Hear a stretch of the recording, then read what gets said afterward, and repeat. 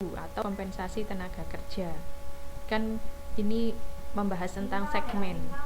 Segmen kan berarti kemungkinan ada segmen yang berbeda daerah. Oleh karena itu laporan distribusi produk di wilayah tertentu, misalnya dari daerah ke daerah yang lainnya.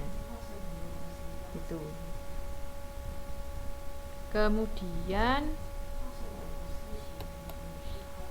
jenis yang ketiga adalah laporan jangka menengah dan panjang. Bersifat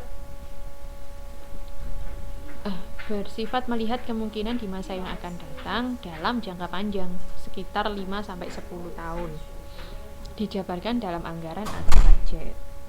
Tuh, seperti tabel di halaman 9.4 merupakan laporan perencanaan biaya overhead pabrik disajikan pada tabel ini.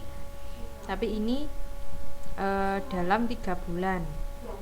Nah, kalau perencanaan jangka panjang kan bisa 5-10 tahun, maka kita mungkin di sini tahunnya berbeda-beda, sampai 3 tahun, sampai 5 tahun atau 10 tahun. Gitu. Kemudian yang kedua adalah laporan-laporan pengendalian. Setelah perencanaan, mekanisme pengendalian dibuat untuk mengawasi implementasi rencana. Laporan pengendalian diklasifikasikan menjadi 2, yaitu ringkasan laporan pengendalian, yang kedua laporan pengendalian periode berjalan.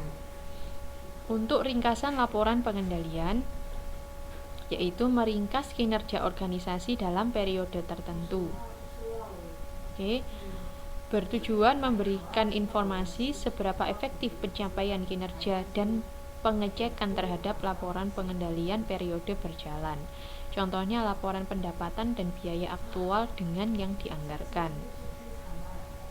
Jadi ini seperti laporan pertanggungjawaban yang biasanya membandingkan antara yang aktual dengan yang dianggarkan.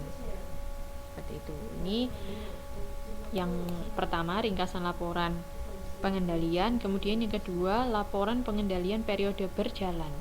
Laporan yang dibuat dengan basis per jam, harian, atau mingguan yang menunjukkan adanya penyimpangan. Tujuannya melakukan tindakan koreksi sebelum penyimpangan menjadi lebih besar. Contohnya laporan penjualan harian dibandingkan dengan ramalan. Kalau sebelumnya perbandingannya atau dibandingkannya itu pada akhir tahun, kalau sudah selesai terus dibandingkan dengan anggaran. Kalau yang kedua periode berjalan, jadi sebisa mungkin dilakukan pengendalian atau perbandingan antara aktual dan anggaran secepat mungkin. Per hari, misalnya anggaran per harinya itu sudah ditentukan sekian, ya langsung dicek saat itu juga, agar tidak misalnya ada penyimpangan, tidak bertambah besar penyimpangannya. Gitu. Terus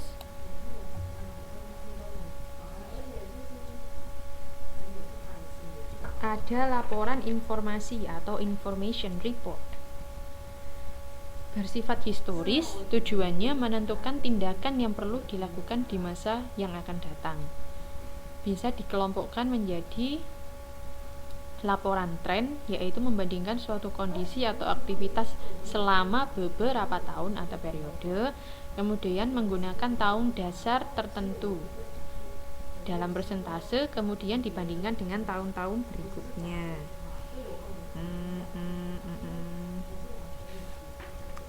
Yang C. Silakan teman-teman buka halaman 918. Saya tampilkan enggak ya? Enggak saya tampilkan tabelnya. Silakan. Untuk yang kedua, yang B, yang mengenai laporan pengendalian periode berjalan, di situ Oh, sama saja sih. Dilakukannya pada periode berjalan lebih singkat daripada yang sebelumnya, laporan pengendalian, ringkasan laporan pengendalian. Sekarang yang C, laporan informasi. Yang pertama yaitu laporan tren. Kalau dilihat di tabel 9.7, laporan pengendalian biaya kualitas total, di situ pada tahun 2006 biaya kualitasnya 462, penjualan aktualnya 2.200.000. Biaya sebagai persentase dari sales adalah 21%. Dari mana? Dari 462 dibagi 2.200.000. Itu ya. Kemudian tahun 2007 juga biaya persentasenya, cara menghitungnya sama. Di situ kita lihat sampai tahun 2010 11,9%. Nah, dari sini kita ketahui atau kalau kita gambarkan ada di gambar 9.2, tren biaya kualitas total. Dari tahun 1 sampai tahun kelima atau dari tahun 2006 ke tahun 2010 dia mengalami penurunan. Oke. Trennya mengalami penurunan. Di gambarnya kan turun, garisnya turun. Di persentasenya tabel 9.7, 21, 18, 15, 14,5, 11,5, 11,9 juga turun. Nah, berarti ini menunjukkan bahwa kondisi keuangan perusahaan bagus apa tidak.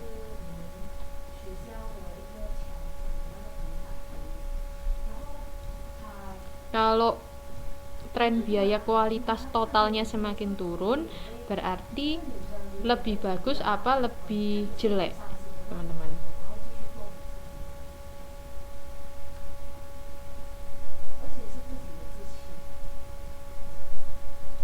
Halo.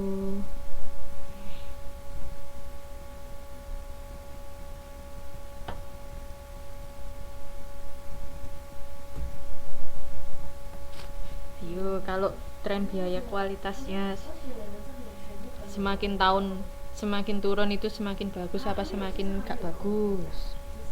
Katakan yang sejujurnya, jangan berbohong dan berdusta, itu tidak baik.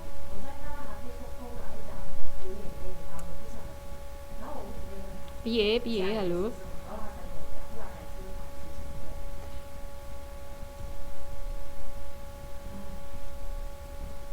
Halo.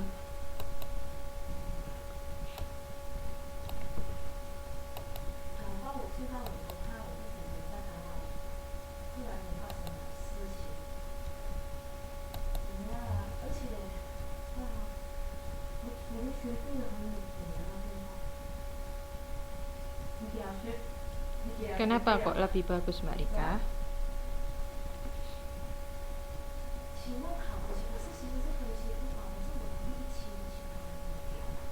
Kalau teman-teman yang lain lebih bagus apa lebih nggak bagus?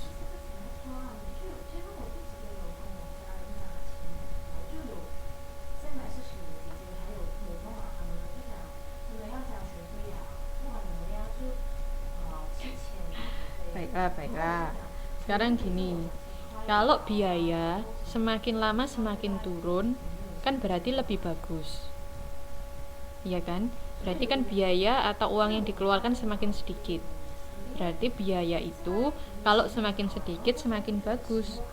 Nah, penjualan semakin banyak semakin bagus. Nah, ini kebetulan perbandingannya dua-duanya bagus. Biayanya semakin turun, penjualannya semakin naik. Oleh karena itu, persentasenya semakin turun. Kalau persentasenya semakin turun, tren biaya kualitas totalnya turun, berarti perusahaan akan semakin bagus dalam hal keuangannya. Itu. Jadi benar ya Mbak Rika ya, lebih bagus, lebih baik.